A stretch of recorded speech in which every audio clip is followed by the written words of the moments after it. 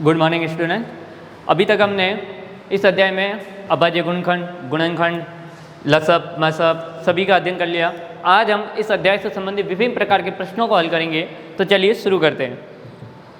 पहले प्रश्न की तरफ बढ़ते हैं। पहला प्रश्न है, निम्न के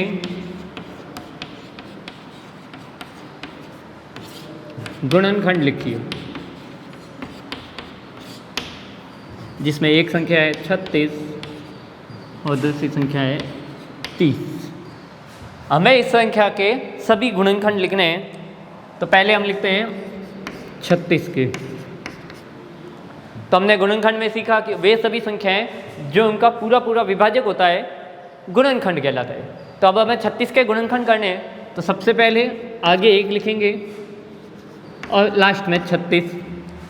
हमेशा 1 से चालू करना है, खत्म कहाँ होगा? जो संख्या हमें दे रखी है। क्या ये 36 2 से विभाजित है? तो हम देखते हैं यह संख्या सम है, तो 2 से विभाजित है। तो 2 यहाँ लिखेंगे और 36 का भाग 2 में कितनी बार जाएगा हम भाग करके देखेंगे।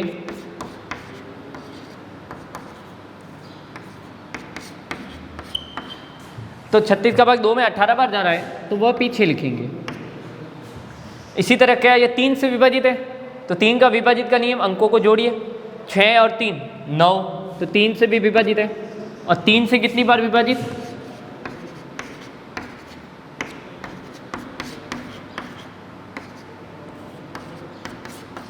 तो 3 से ये 12 बार विभाजित है।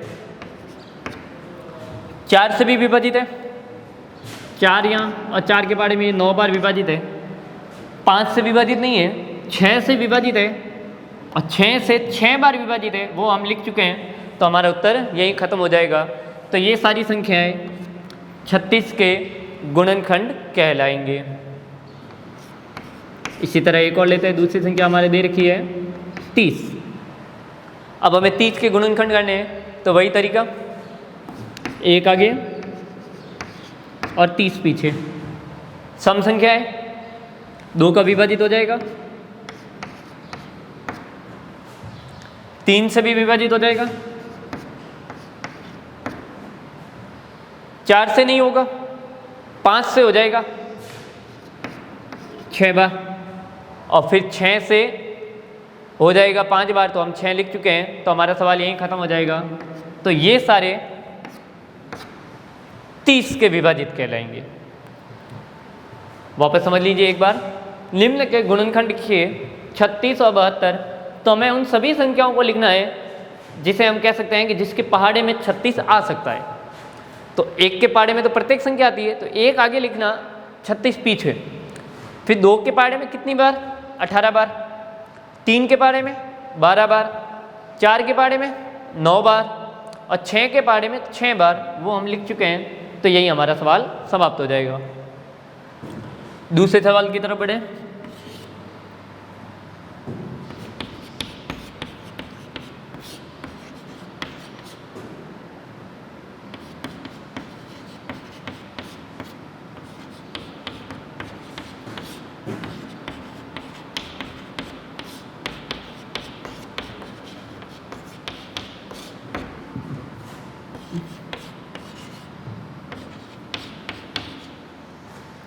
दूसरा सवाल है, निम्न के प्रथम 5 गुणज लिखिए। तो देखिए गुणज आ गया और हमने सीखा है गुणज का अर्थ होता है दी गई संख्या का पहाड़ा।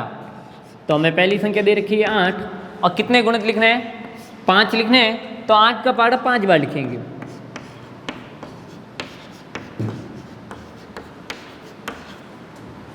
इसी तरह दूसरी संख्या क्या दे रखी है?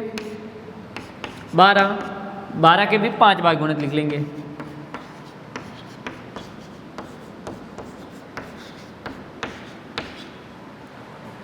तो ये हमारे निम्न के प्रथम 5 गुणज हो जाएंगे। पहला सवाल निम्न के गुणनखंड, दूसरा निम्न के प्रथम 5 गुणज। आगे बढ़ते हैं तीसरे सवाल की तरफ।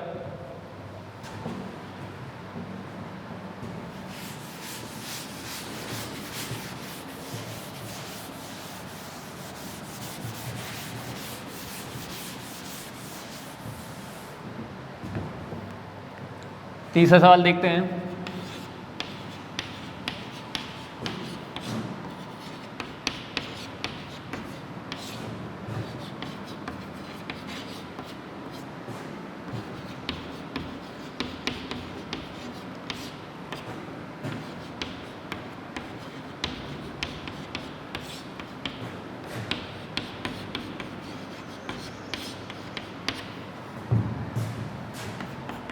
तीसरा सवाल कहता है कि 20 से छोटी सभी अभाज्य संख्याएं लिखिए।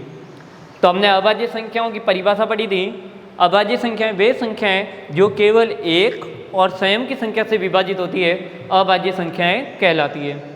तो हमें 20 से छोटी सारी अभाज्य संख्या लिखनी है।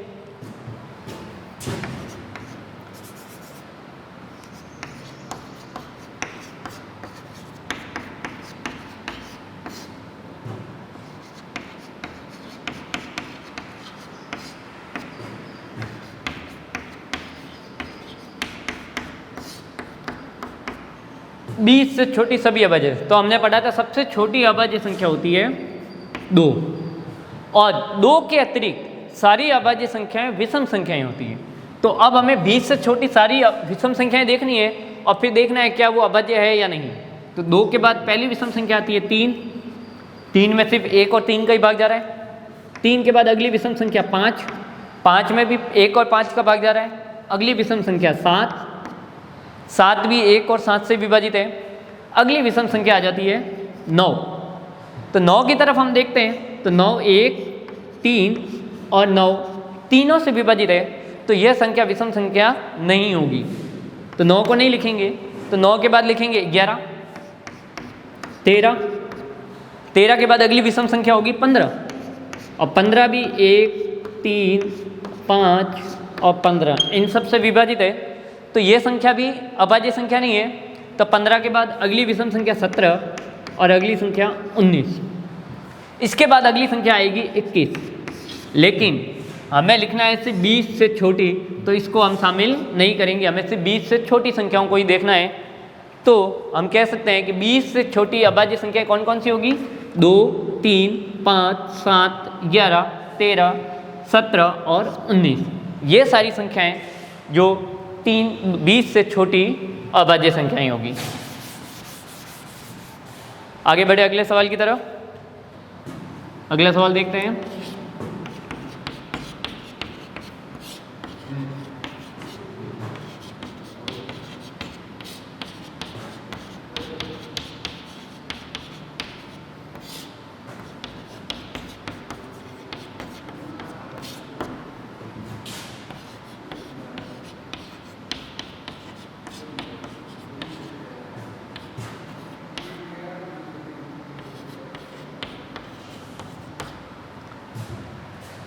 तो दूसरा सवाल, चौथे सवाल की तरफ देखते हैं। निम्न के सार्वक गुणनखंडन लिखिए।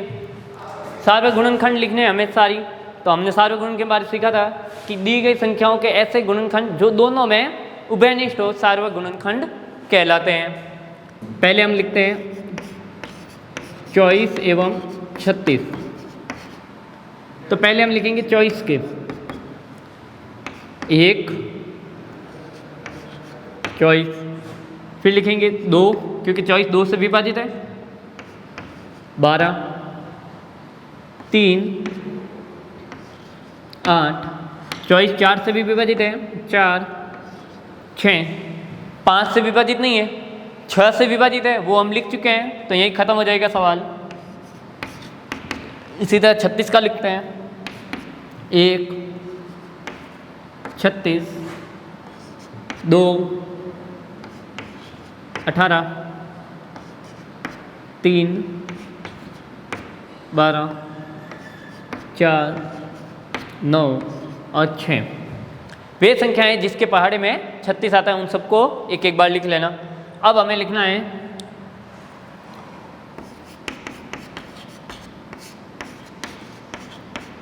सार्वक गुणनखंड।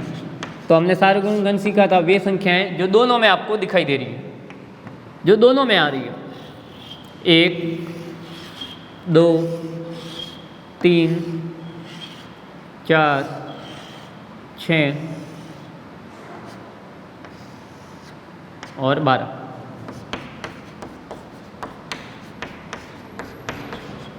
उन सभी संख्याओं को लिखना जो दोनों के अंदर उभयनिष्ठ हो, कॉमन हो, वे सभी सार्वक गुणनखंड कहलाएंगे। इसी तरह अब हम दूसरे के देखते हैं। तो दूसरा है 20 एवं 25। तो पहले 20 के टुकड़े करेंगे।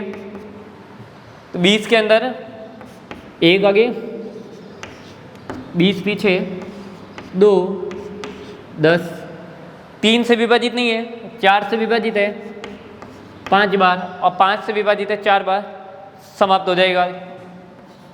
और अगली संख्या है 25। तो देखिए 25 में 1 आगे, 25 पीछे। अब 2 से विभाजित नहीं है, 3 से भी नहीं है क्योंकि 5 और 2 7 होते हैं, 4 से भी नहीं है, 5 से विभाजित है, 5 से है 5 बार, एक ही बार लिखेंगे और यहीं समाप्त हो जाएगा। अब लिखेंगे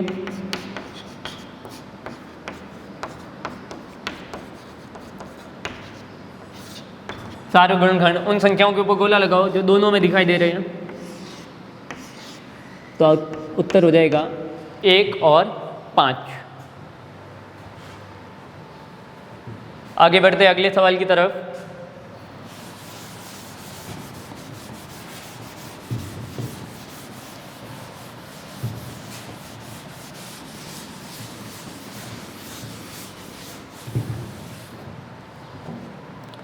अगला सवाल देखते हैं।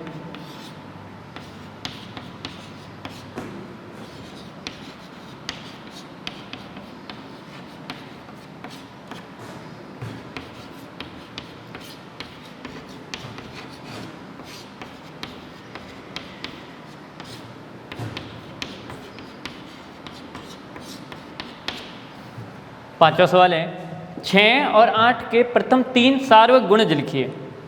सार्वक गुणज का अर्थ होता है पहाड़ा और सार्वक का अर्थ होता है उभयनिष्ठ। तो हमें ऐसी संख्या लिखनी है जो 6 और 8 दोनों के पहाड़े में कॉमन होती है। तो पहले हम 6 का पहाड़ा लिखेंगे,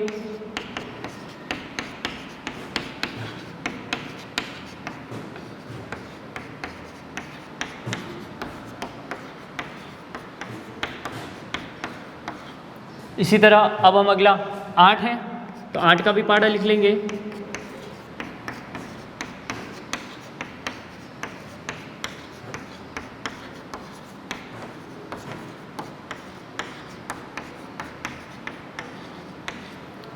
अब हमें लिखना है सार्वगुणज,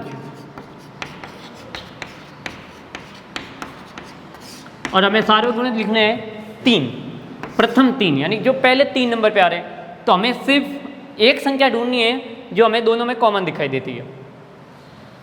तो हम देखते हैं 6 इसमें नहीं है, 12 भी नहीं है, 18 भी नहीं है, और पहली संख्या है 24। यदि हमें एक संख्या पता चल गई तो हम इसी का ही पहाड़ा लिखेंगे, अपनी 3 संख्याएं आ जाएगी। तो 24 का पहाड़ा लिख लेंगे 3 बार, तो 3 संख्याएं आ गई 24, 48 और 72। अब देखिए 48 भी दोनों में दिखाई देगी। अब 72 यहाँ दिखाई दे रही है लेकिन यहाँ नहीं है, तो इसको हम थोड़ा आगे बढ़ा देंगे पहाड़े को। इसके अंदर 6 जोड़ेंगे और एक बार और 6 जोड़ेंगे तो हमें 72 भी मिल जाएगा। तो सार्वगुणज का अर्थ होता है दी गई संख्या का पहाड़ा और ऐसी संख्या लिखना जो दोनों के अंदर उभयनिष्ठ हो। आगे बढ़ते हैं छठा सवाल की तरफ।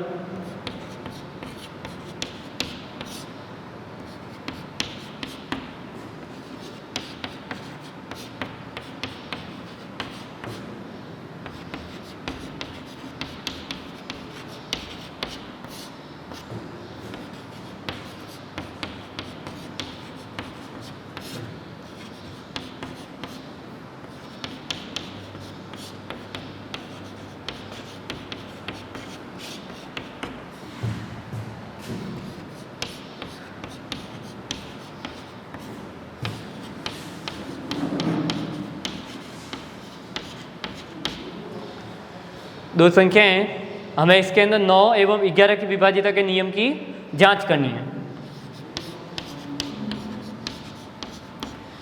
9 और 11 की विभाजिता का नियम, तो सबसे पहले हम 9 की विभाजिता के नियम की जांच करेंगे।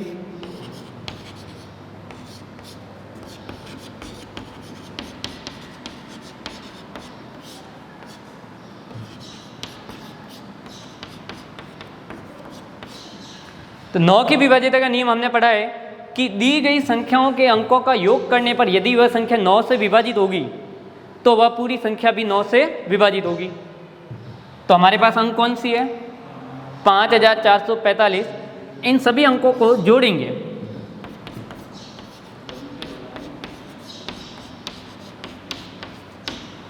इन सबको जोड़ेंगे, 5 4 9 9 और 4 13, 13 और 5 18। क्या 18 9 से विभाजित है? तो हम देखते हैं 18 9 से विभाजित है, तो यह संख्या भी 9 से विभाजित होगी। दूसरी हमें जांच करनी है 11 की विभाजिता।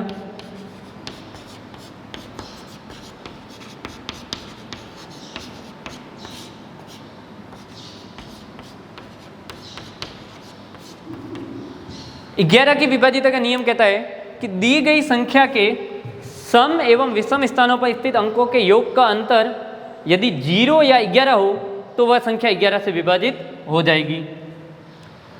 संख्या कौन सी है? इस संख्या के हमें एक संख्या छोड़ के एक संख्या को जोड़ना है। तो इस 5 के अंदर यह 4 नहीं जुड़ेगा, एक छोड़ के एक, तो 5 और 4 को जोड़ेंगे, उत्तर आएगा 9। और अब जो संख्या बच गई उनको जोड़िए, इन दोनों को जोड़ेंगे तो इनका उत्तर भी आएगा 9। एक संख्या छोड़ के एक संख्या को जोड़िए उत्तर, और फिर जो बच गई उन संख्याओं को भी जोड़िए, और जो आपके दो आंसर आए उन दोनों को घटा दीजिए। यदि घटाने के बाद उत्तर 0 या 11 मिलता है तो वह संख्या 11 से विभाजित होगी। तो हमारा आंसर देखिए क्या मिला है, 0। तो हम कह सकते हैं कि यह संख्या 11 से विभाजित होगी। दूसरी संख्या लेते हैं।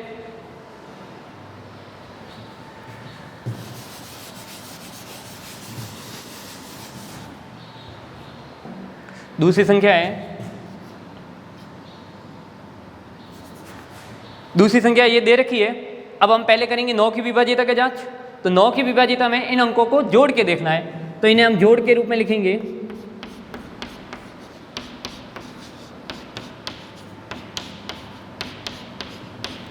अब हम इन अंकों को जोड़ेंगे और देखेंगे क्या यह 9 से विभाजित है या फिर नहीं।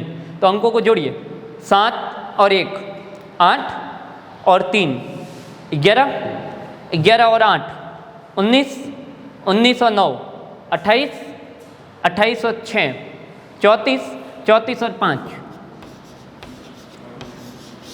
जोड़ हो गई 39। क्या 39 9 से विभाजित है?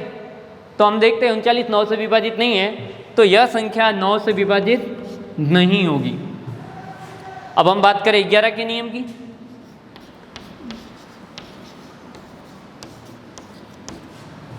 इन अंकों को एक अंक छोड़ के एक अंक को जोड़िए।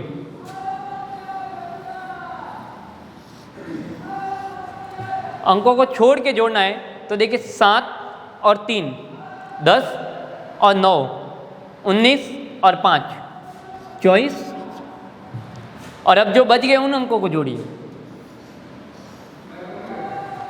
8 और 6 14 और 1 15, दोनों को घटा लीजिए। घटाने के बाद उत्तर क्या आया? 9, जबकि हमें उत्तर चाहिए था 0 या 11। उत्तर है 9, तो यह संख्या 11 से भी विभाजित नहीं होगी। आगे बढ़ते हैं अगले सवाल की तरफ।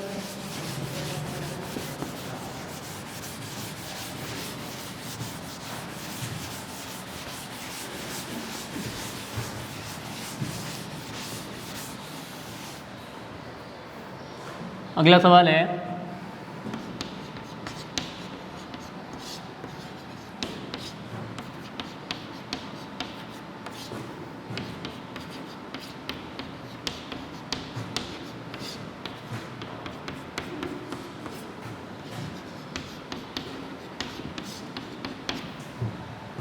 निम्न का मसब एवं लसब ज्ञात करना है।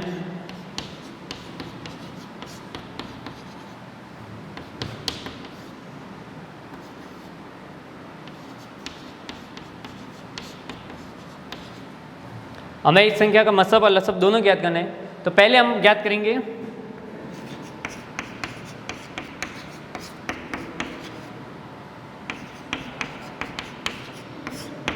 मसब। इस सवाल में हम मसब अभाज्य गुणनखंड विधि द्वारा इनके पहले हम मसब ज्ञात करेंगे। तो मसब में हमने सीखा कि जो संख्या दे रखी होती है उनका अलग अलग अभाज्य गुणनखंड करते हैं। 12, अब देखिए ये संख्या सम है, सम होने पर हमेशा आगे 2 ही आएगा। तो 12 का 2 में विभाजन 6 बार, यह संख्या भी सम है तो आगे 2 ही लिखना है। और 6 में 2 का विभाजन 3 बार। अब 3 में 2 का विभाजन नहीं जा रहा तो 3 को देखेंगे, तो 3 में 3 का विभाजन 1 बार। ये हो गए 12 के। इसी तरह 18 के करेंगे, वही तरीका, सम संख्या है तो आगे 2 ही आएगा। अब इसमें 2 का भाग देंगे, उत्तर आएगा 9। अब 9 2 से विभाजित नहीं है तो 2 के बाद चेक करना है 3 को, क्या 9 3 के पहाड़े में आता है? तो 9 3 के पहाड़े में आता है 3 बार, और 3 3 से विभाजित है और 1 बार। अब इनको लिख लेंगे।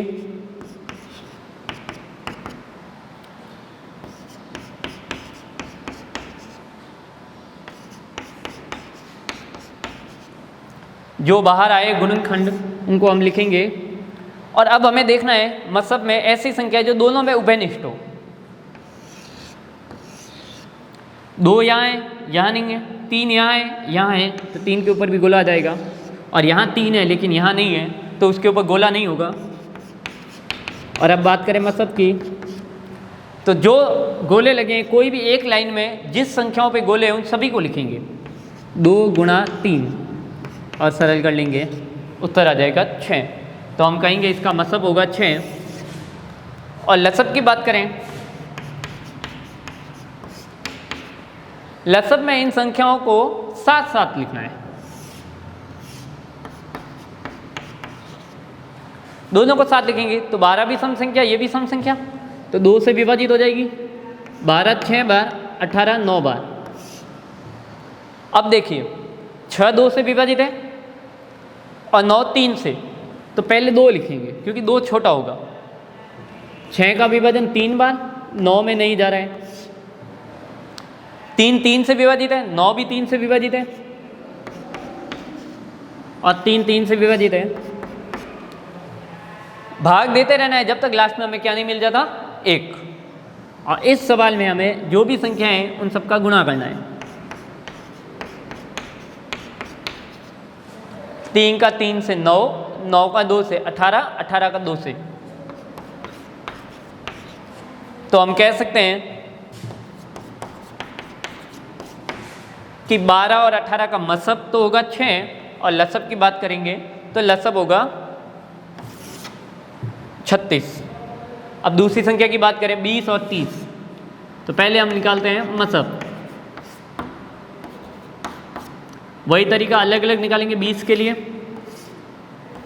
2 का विभाजन सम संख्या है, फिर 2 से विभाजन और इसमें 5 का विभाजन। इसी तरह 30 के अंदर दे देंगे।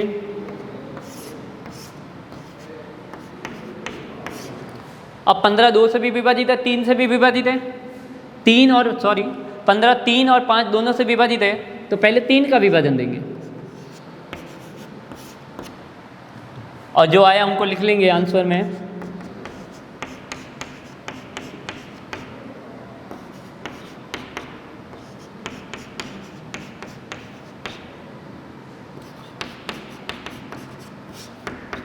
मतलब के लिए उन संख्याओं के ऊपर गोला करेंगे जो दोनों में उभयनिष्ठ दिखाई दे रही है और इनका हम आपस में गुणा कर लेंगे, तो इसका मतलब आ जाएगा 10। और लसब की बात करें तो लसब दोनों को साथ साथ करेंगे।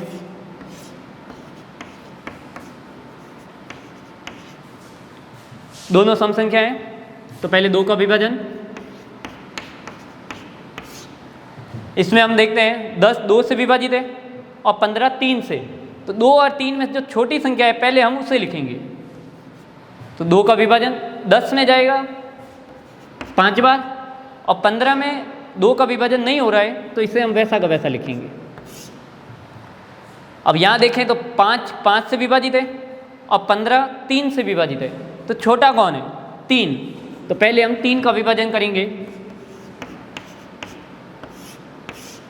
और अब दोनों संख्या 5 ही है तो 5 का विभाजन और इसका लसब जो बाहर संख्या हैं उन सब का गुणा करेंगे। 5 का 3 से 15, 15 का 2 से 30, 30 का 2 से 60। तो हम कह देंगे कि 20 और 30 का मसब तो होगा 10 और लसब होगा 60। धन्यवाद।